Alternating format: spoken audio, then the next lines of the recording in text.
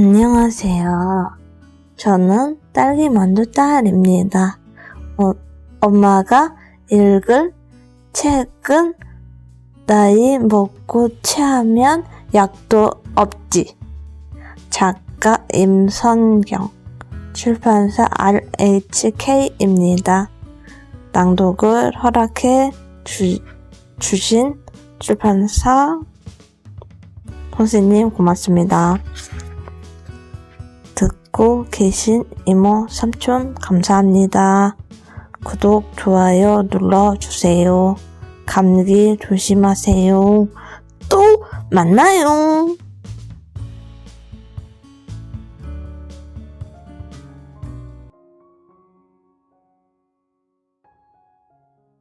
안녕하세요. 저는 딸과 함께 책 읽는 엄마 소리책입니다. 오늘 읽을 책은 임성경 작가님의 나이 먹고 체하면 약도 없지입니다. 저는 처음에 이 제목이 어떤 뜻일까 한참을 생각했습니다. 그리고 나서 내용을 보고선 너무 리얼하게 표현해 놓은 것에 많은 공감을 했습니다. 이 책은 오롯이 절 위해 선택한 책입니다. 챕터마다 짤막한 제목 속에 여러 의미를 담고 있습니다.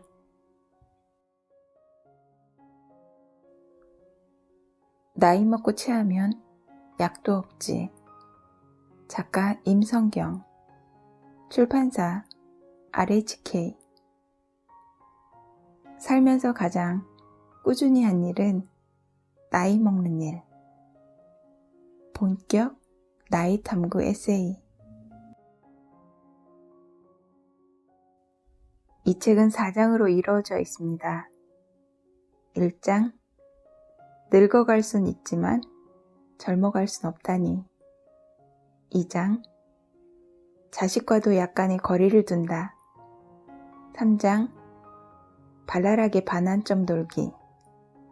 4장, 장래 희망은 웃긴 할머니. 프롤로그. 가장 꾸준히 한 일은 나이 먹는 일. 어느 날 갑자기 내 나이를 깨닫고 깜짝 놀랐다. 남편, 애들과 한 팀으로 묶여 내 정신이 아닌 채로 살아왔지만 이제라도 정신 좀 차리고 잘 살아볼까 하니 나이 50이다. 한 발자국 걸을 때마다 아이들이 다리에 감기던 시기가 지나고 나니 내 다리로 어디든 갈 수가 있긴 한데 대체 어디를 가야 하는지 알 수 없는 때가 왔다. 태어나서 지금까지 내가 가장 열심히 꾸준히 한 일이 바로 나이 먹는 일이었다. 그런데 이제야 나이 먹는 일에 대해 가만 들여다보고 곰곰이 생각해본다. 어른이 되는 일, 사는 일에 허기가 져서 처음에는 맛도 모르고 허겁지겁 집어먹기 바쁘다가 이만큼 먹으니 이제 좀 느긋해져서일까. 내가 먹고 있는 것이 대체 뭔지 요모조모 뜯어보고 어떻게 먹어야 체하지 않고 잘 먹을 수 있을까도 생각한다. 나는 지금 갱년기의 한복판에 서 있다. 갱년기는 세략과 상실의 시기일까? 각종 사회적 의무와 양육의 부담, 여성성의 멍해를 조금이라도 내려놓을 수 있는 자유와 독립의 시기는 아닐까? 확실한 것은 갱년기는 사춘기와 마찬가지로 정신과 신체가 격변을 겪는 때라는 것이다. 그러니 사춘기처럼 예민하게 느끼고 스펀지처럼 흡수하고 왕성하게 배우고 무한히 감동하고 그러면서 훌쩍 자랄 수도 있는 시기라고 생각한다. 다시 한번 겪는 사춘기. 사춘기처럼 가슴 뛰는 갱년기. 희망사항이다. 어머님, 아주머니, 저기요? 광화문 지하도를 지났는데 설문조사를 해달라는 조사원이 나를 붙잡아 세웠다. 깔끔하게 정장을 차려입은 젊은 남자였다. 젊은 남자가 말을 걸면 웬만하면 친절하게 응대한다. 그러나 그날은 굉장히 바쁜 척하며 대답 없이 급히 지나쳐갔다. 그 조사원이 나를 어머님이라고 불렀기 때문이다. 어머님, 설문 하나만 해주고 가세요. 어머님이래. 내 나이가 저만한 아들이 있을 수도 있는 나이인 건 알고 있다. 그래도 일면식도 없는 청년이 공공장소에서 나를 어머님이라고 부르니 당황스러웠다. 아니, 어머님이라니. 자기가 내 사윗감도 아닌데 웬 어머님? 그러나 그 조사원은 죄가 없다. 다른 마땅한 호칭이 없기 때문이다. 지나는 중년 여성을 대체 뭐라고 부른단 말인가? 아주머니? 저기요? 그렇게 불렀으면 기분 좋게 설문에 응했을까? 호칭은 참 쉽지 않은 문제다. 호칭 때문에 기분 상하는 일, 싸움 나는 일도 비일비재하다. 호칭이라는 것은 어떤 사람에 대한 타인의 인식을 나타내는 것이기 때문에 정체성과 관계에 있는 문제다. 우리는 모르는 사이, 처음 보는 사이에도 가족 간에서나 쓰는 호칭을 사용하는 경우가 많다. 다 같은 당군의 자손이라서 그러는 걸까? 식당에서 종업원에게 언니나 이모라고 부르고 그냥 길 가는 사람에게도 어머님, 아버님이라고 부른다. 노인이라면 어떤 장소, 어떤 상황에서 만나든 무조건 할머니, 할아버지다. 가족 간의 사회적인 호칭을 쓰는 것도 부적절하다. 드라마를 보면 자기 남편을 우리 박사님이라고 하거나 어머니가 자기 아들을 김 교수, 닥터리 이런 식으로 부르기도 하던데 엄청 재수없게 들린다. 개인적으로 친한 사이에서는 어떨까? 내 친구 아이들은 나를 이모라고 부른다. 한민족, 한핏줄, 위아더 월드라고 생각하면 편하지만 나는 어째서인지 듣기에 별로다. 물론 그 아들이 나를 아줌마라고 불러도 듣기에 별로일 것 같다. 동네 친구들은 나를 모모 엄마, 제제 엄마라고 부른다. 모모야, 제제야 하고 애들 이름으로 나를 부르기도 한다. 큰아이가 모모고 작은아이가 제제다. 물론 가명이다. 우리 엄마는 예전에 처음 사유를 봤을 때 김서방이라는 호칭을 어색해했다. 김서방, 박서방 하는 게 할머니들이나 쓰는 말처럼 느껴져서 싫다고 했다. 마찬가지로 장인어른, 장모님이란 말을 입에 올리기 영 어색하다는 사람도 있다. 남자 선배에게 쉽게 오빠라고 부르는 사람도 있지만 차마 입이 안 떨어진다고 하는 사람도 많다. 이것저것 딱 떨어지지 않고 크게 마음에 들지 않지만 다들 어쩔 수 없이 적당한 걸 하나 골라잡아 쓰고 있다. 호칭이 아무려면 어떠냐고 생각하는 사람도 있겠지만 나는 듣기에 불편하다. 이런 경우는 듣기 불편한 쪽에서 불만이라고 투덜댈 시간에 대안을 제시해야 한다. 그래서 곰곰 생각해봤다. 영화를 보면 외국에서는 대부분 이름을 부른다. 장인, 장모도 이름을 부르고 옆집 아줌마도 이름을 부른다. 우리나라에서 그렇게 한다면 어색하겠지? 정말 그럴까? 처음만 어색하지 지나고 보면 점점 괜찮아지지 않을까? 요즘은 회사에서도 부장님, 과장님 하는 호칭을 없애고 철수님, 영희님 한다던데. 물론 그것 때문에 회사 다니기 더 싫다는 사람도 보았다. 글로벌 시대니까 아예 영어 이름을 따로 만들기도 한다. 내 후배 진경이는 회사에서는 카렌이다. 사장도 동료도 후배도 자신을 카렌이라고 부른단다. 회사 상무에게 상무님 하지 않고 제시카 한단다. 그러면서 나한테 제시카 욕을 엄청 했다. 동호회에서는 별명을 지어 부른다. 나이나 성별을 알 수 없는 온라인상에서는 물론이고 오프라인 만남을 할 때도 별명을 부른다.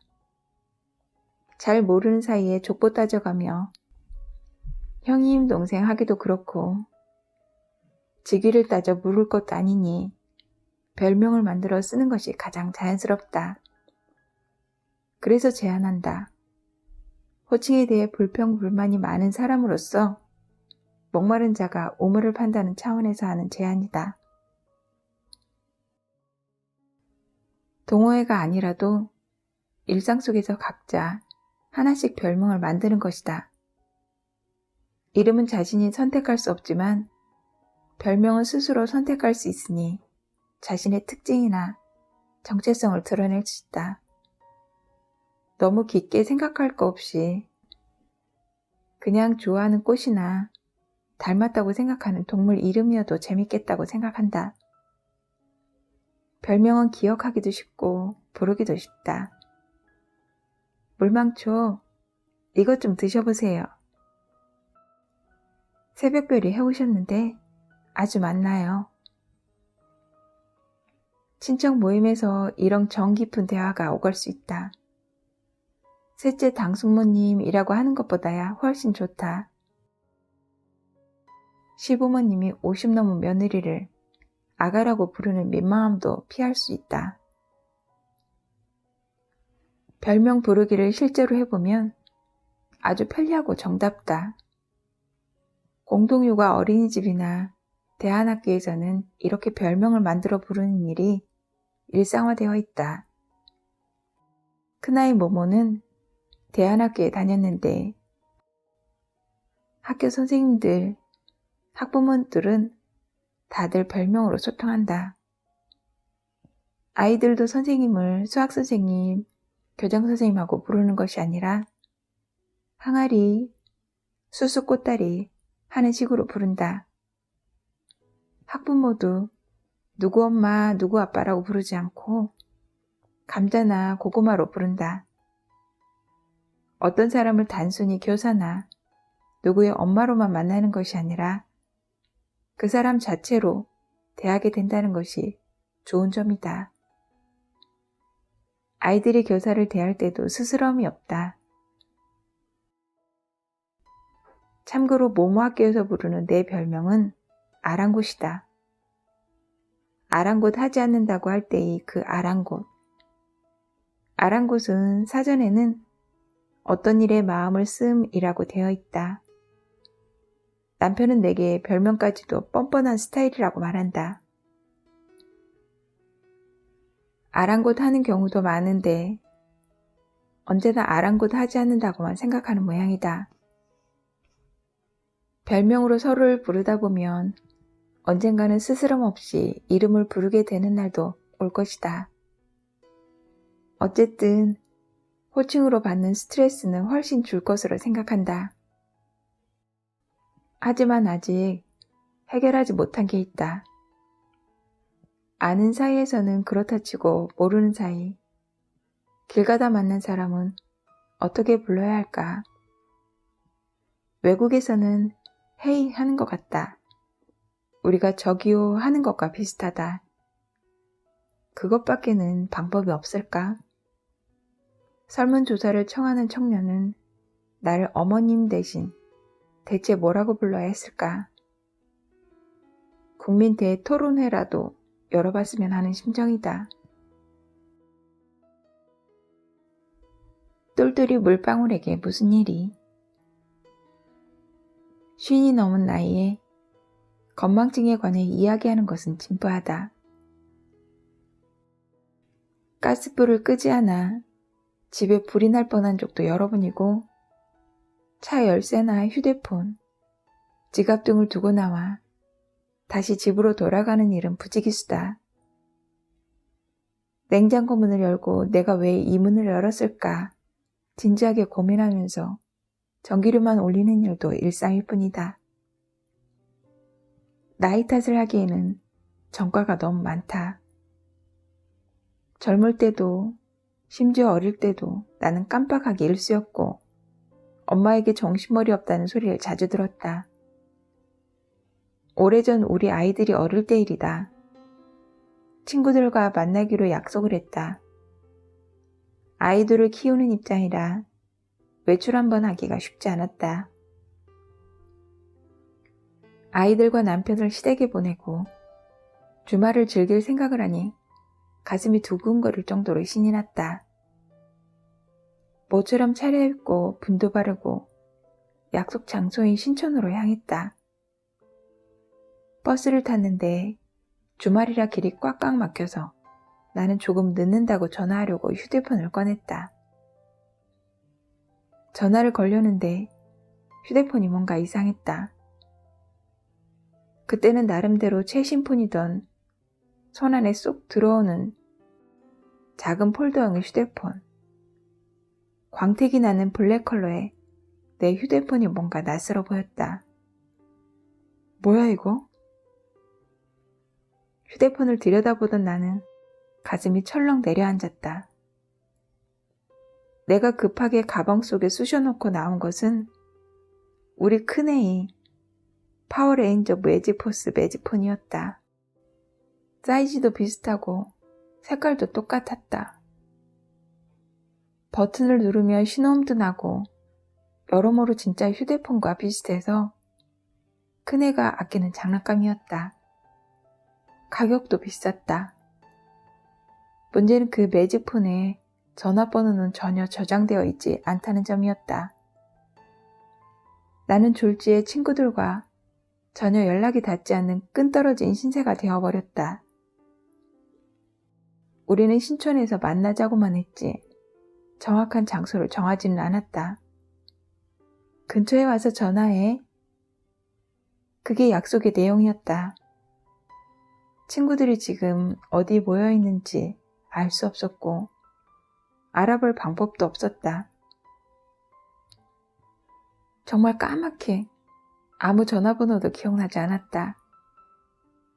대학에 다닐 때만 해도 웬만한 친구네 집 전화번호는 몽땅 다 기억하고 있었지만 휴대폰을 쓰고부터는 내 집 전화번호조차 가물거리니 당연한 일이었다. 남편은 시댁에 가 있고 집은 비었다. 우리 집 근처에 사는 올케에게 부탁해서 우리 집에 가서 내 휴대폰 좀 봐달라고 할까?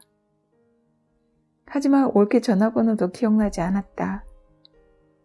나는 무작정 신촌역 근처에 카페를 10군데 정도는 뒤졌다.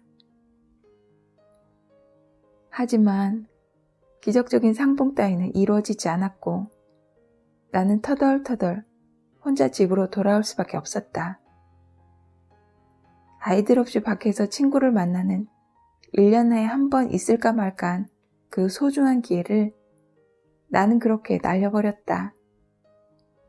나중에 친구들과 통화하면서 배가 아프도록 웃었다. 그때만 해도 나 자신의 정신머리 없음을 마음껏 비웃을 수 있을 정도의 여유는 있었다. 그렇다. 자신의 건망증을 깨닫고 웃음이 난다면 아직은 자기를 믿는다는 뜻이다. 마음속 깊은 곳에서는 그런 행동을 귀여운 실수로 여기는 것이다. 그런데 쉰이 넘어가면서 이건 좀 정도를 넘었다 싶은 때가 온다. 라면 끓여 먹고 난 빈 냄비를 김치통과 함께 소중하게 냉장고에 넣어두었을 때, 고양이 화장실 똥 푸는 삽을 국자 옆에 나란히 걸어두었을 때는 웃음이 나기는커녕 맥이 탁 풀릴 만큼 낙담하게 된다. 나 정말 왜 이러지? 병원에 가봐야 하나? 그저 건망증으로 치부하고 웃어 넘기지 못하고 혹시 경도 인지장애가 아닐까 진지하게 고민하게 되는 나이가 된 것이다. 나이가 들면 신경세포의 수도 감소하고 신경세포 간의 수용체 수도 감소하고 신경 전달 물질이 원활히 기능하지 않아 기억력에 문제가 생긴다고 한다. 똘똘이 물방울수 자체가 줄어들고 똘똘이 물방울이 타고 다닐 탈 것의 수도 줄어들어서 교통난이 생긴다는 뜻인 것 같다. 그러니 기억 창고에 뭘 놓고 꺼내는데 당연히 문제가 생길 것이다. 이런 종류의 일은 한꺼번에 일어난다. 뼈 밀도도 줄고 머리숱도 줄고 신경세포도 준다. 이 와중에 줄어들지 않는 것은 몸무게뿐이다. 모모와 제제가 종일 컵을 쓰고 아무데나 늘어놓는 통에 스트레스였다. 물 한 잔 먹고 식탁에 콜라 따라 마시고 책상에 그대로 둔 컵들이 하루에 10개는 되었다. 집안을 돌아다니며 컵을 수거해 씻는 일도 귀찮았다. 나는 애들에게 개인 컵을 지정해 주었다. 뭐든지 자기 컵에 먹고 다른 컵은 건드리지 말라고 했다. 부엌에 자기 컵이 없으면 네가 컵을 찾아다 씻어서 먹으라고. 자기 컵을 못 찾으면 물도 못 먹는다고 못을 박았다. 알았어? 다른 컵은 쓰면 안 돼. 각자 컵에 표시할게. 나는 서랍을 뒤져 애들 어릴 때 쓰던 비닐 스티커를 찾아냈다. 집안의 컵들이 모두 똑같은 코렐컵이었기 때문에 모모의 컵에는 도깨비 스티커, 제제 컵에는 개구리 스티커를 붙였다. 그런데 혹은 반대였는지도 모른다. 혹은 반대였는지도 사실은 그것이 문제였다. 그날 저녁 모모가 부엌에서 소리쳤다. 야! 어떤 땡땡이가 내 도깨비로 물 마셨어. 제제가 나와봤다. 어? 내가 도깨비 아닌가? 내가 도깨비야. 아닐걸? 엄마가 내가 도깨비랬는데? 아닌가? 개구리인가? 누가 도깨비야, 엄마? 아이들 둘 다 나를 쳐다봤다. 나는 당연히 기억나지 않는다. 누가 도깨비였더라? 좋아. 그럼 싸우지 말고 다시 정하자고 했다. 좋아. 그럼 모모가 뭐 할 거야? 네가 도깨비 할 거야? 개구리 할 거야? 내가 개구리. 그래 그럼. 제제가 도깨비지? 응? 너희가 외워? 그래놓고 다음날 모모가 또 소리쳤다. 야! 어떤 땡땡이가 내 개구리로 물 마셨어. 어? 내가 개구리 아닌가? 아이들 둘이 나를 쳐다보지만 나는 또 모른다. 야! 니들이 외우라고 했잖아. 내 시도는 이틀도 지나지 않아 실패했다. 도깨비고 개구리고 간에 다시 컵이 10개씩 식탁 위에 나와 있다. 깨달은 것이 있다. 문제는 바로 이것이다. 아이들이 자신의 도깨비와 개구리를 스스로 기억하지 않는다는 것이다. 자기 컵 딱 하나만 기억하면 될 텐데 그걸 안 하고 엄마를 쳐다본다. 건망증은 맥락 없는 여러 가지 생각을 동시에 하면서 생긴다.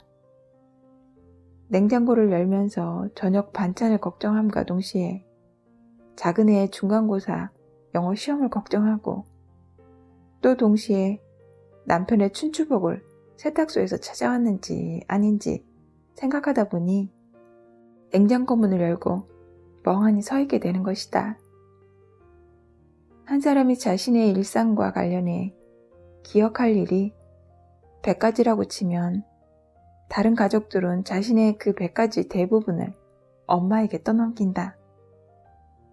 몇 시에 나가야 하는지 깨워달라고 하고 전에 산 여름바지가 어디 있냐고 묻고 수학학원 쉬는 날이 언제냐고 묻는다.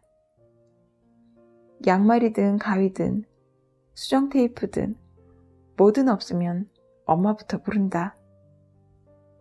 그것들을 다 기억하고 다 신경 써 처리하는 것은 불가능한 일이다. 안 그래도 신경세포가 죽었다지 않는가? 나이 들어 죽어버린 신경세포를 어쩔 것인가? 똘똘이 물방울이 줄어들었다면 똘똘이 물방울이 할 일을 줄여주는 수밖에 없다. 건망증 치료법은 오직 하나. 많이 기억하지 않는 것뿐이다.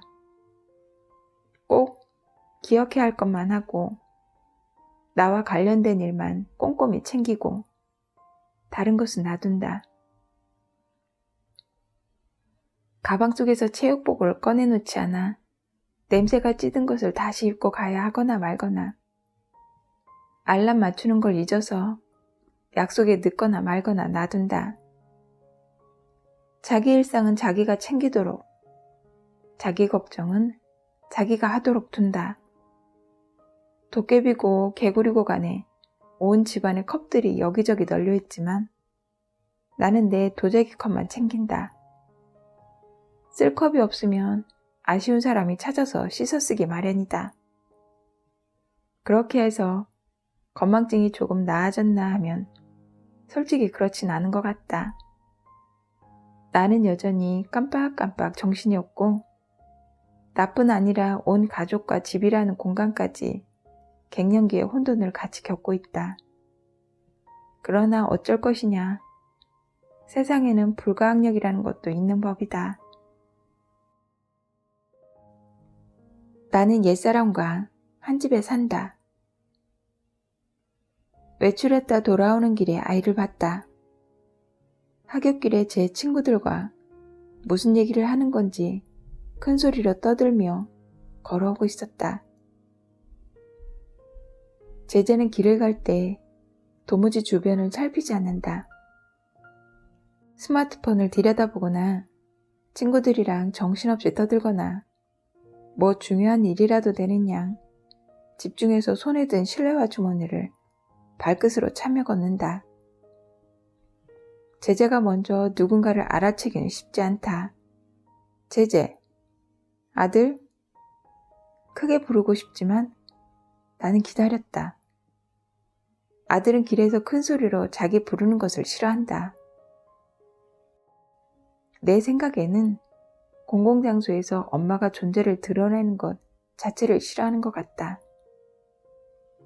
나는 길 한쪽에 멈춰서서 제재를 주시했다. 혹시 못 보고 지나치면 그때 가서 불러야지 생각하고 있는데 제재와 눈이 마주쳤다. 아들은 자기 친구들 눈치를 살짝 보는 것 같더니 빠른 걸음으로 내게 다가왔다. 왜요? 뭐가? 뭔데요? 뭐라니? 정말 뭐냐 이건? 왜 쳐다보냐 이건가? 내가 길에서 시비 붙는 불량배도 아니고 저랑 나랑 촌수로 따지면 일촌인데 아니 왜냐니? 야, 그럼 내가 친엄마인데 길에서 아들 보고 쌩까냐? 아들은 아 하고 고개를 끄덕이더니 자기 친구들에게로 다시 되돌아갔다. 그리고 또 마구 떠들며 계속 가던 길을 갔다. 친구들과 나란히 길을 다 막으며 걸어가는 아이의 등판을 바라보며 마음이 혼란스러웠다. 길에서 우연히 엄마를 만나면 활짝 웃으며 달려와 와락 안겨야 하지 않나? 모자지간에 그 정도의 친밀감도 기대하면 안 되는 건가? 동네 친구들에게 말했더니 대부분 그런 경험이 있다고 했다. 애가 중학생쯤 되면 길에서 절대 먼저 아는 척하면 안 돼. 자식 새끼를 길에서 만났는데 모른 척하고 지나가라고? 먼저 아는 척하면 안 된다고. 애가 모른 척하고 가면 나도 그냥 모른 척하고, 애가 엄마 하고 부르면 그때 가서 어머 하고 반겨야지. 다들 끄덕거렸다. 맞아. 애가 모른 척할 땐 다 이유가 있거든. 그렇다고 내가 먼저 쌩 까면 큰일 나지. 애 완전 상처받는다? 뭐야, 무슨 죄 지었어? 왜 그렇게까지 눈치를 봐야 해? 친구들이 내 손을 토닥거렸다. 이제 받아들여. 뭘 받아들여야 하지? 이별을? 어떤 시대의 종언을? 우리 사이는 이제 끝났다. 애정으로 충만한 사이. 서로의 가장 큰 관심사가 서로였던 사이. 좋은 일이 생기면 엄마에게 자랑하려고 뛰어오고, 속상한 일이 있을 때는 엄마를 찾으며 울고, 뭔가 열심히 하는 것은 엄마의 칭찬을 받기 위해서고, 엄마가 해준 음식이 제일 맛있고, 엄마가 있어야 안정이 되고. 그런 아들은 이제 없다. 내가 어떤 한 사람에게 엄청난 존재였던 그 시절은 이제 끝났다. 나는 아이의 인생에서 구석자리로 밀렸다. 없으면 안 되지만 있어도 크게 존재감을 어필하지는 말아야 하는 존재. 그냥 기능으로서만 존재하는 것 중에 하나가 되었다. 부엌 구석에 자리 잡은 냉장고나 철면 나오는 온수, 뭐 그 정도가 아닐까. 아이는 하루에도 수십 번 냉장고를 이용하지만 냉장고가 갑자기 관심을 요구하거나 좋아해달라고 주장하면 어이없을 것이다. 나는 상실감과 분노와 무기력감과 슬픔을 느꼈다. 왜냐고? 애인이랑 헤어졌으니까. 당연한 것 아닌가? 그런데 그 애인은 이제 못 보는 것이 아니라 같은 집에서 같이 밥 먹고 같이 살고 눈앞에서 알짱알짱 왔다 갔다 한다. 그냥 예전에 그 살뜰한 애정만 거두어 갔다. 우리 사이에 오가던 명랑한 대화와 포근한 터치는 사라지고 유순하지 않은 눈빛, 12조의 말투만 남았다. 학교 어땠어? 학교가 학교죠. 기분 안 좋아? 좋아요. 이런 대화가 몇 번 반복되다 보면 우리의 대화는 식당 아주머니와 손님의 대화와 다를 것이 없어진다. 밥 주세요. 뭐 먹을래? 뭐 있어요? 돈가스. 주세요. 대화가 사라짐을 슬퍼했더니 역시 아들만 둘을 키우는 친정언니가 조언해 주었다. 개를 키워. 개를 키워서 뭐? 애 대신에 개랑 얘기하라고? 개라도 키우면 공통 화제가 생기거든. 개밥 줬나? 개 산책시켜라. 개가 어디 아픈가? 뭐 이런 얘기 같이 하는 거야. 애들이 개는 좋아하니까 엄마한테 개 뭐 해줘라. 개 오늘 뭐 했냐. 이런 것도 물어보고 그러던데 애랑 몇 마디 트자고 이제 개 수발까지 들어야 하나? 그건 싫다고 생각했다. 그때는 아직 우리 집에 고양이가 들어오지 않았을 때다. 고양이가 생기고 나니 언니의 말이 맞았다는 걸 알겠다. 아이들과 내가 나누는 대화의 80% 정도는 고양이에 관해서다. 그런 상실과 고통과 저항과 투쟁의 시기가 지나자 대타협의 시대가 왔다. 말이 좋아 대타협이지 내 입장에서는 포기와 체념이다. 나는 이제 아이들의 휴일 스케줄을 모르고 애들은 내가 처음 보는 옷을 입고 있는 때도 있으며 아이의 병은 언제 샀는지 누가 줬는지 또는 이게 대체 무엇에 쓰는 건지 도통 알 수 없는 낯선 물건들 투성이다. 나는 묻는 대신에 짐작하고 추측하고 상상하며 아이에 대한 관심의 끈을 놓지 않으려고 한다.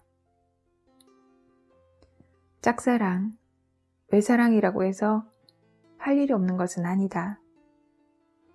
같이 밥 먹고 차 마시고 대화하고 끌어안지는 못하는 대신에 짝사랑은 근처에서 얼쩡거리고 우연을 가장해 자꾸만 맞닥뜨릴 기회를 만들고 너무 치대거나 집착하는 모습을 보이지 않으려고 노력해야 한다. 짝사랑도 바쁘고 신경 써야 할 일도 많다. 실연을 당했으면서도 그 옛사랑과 여전히 한 집에 살면서 이렇게 애를 쓰다니. 나이 먹으면서 나는 그렇게 보살이 되어간다.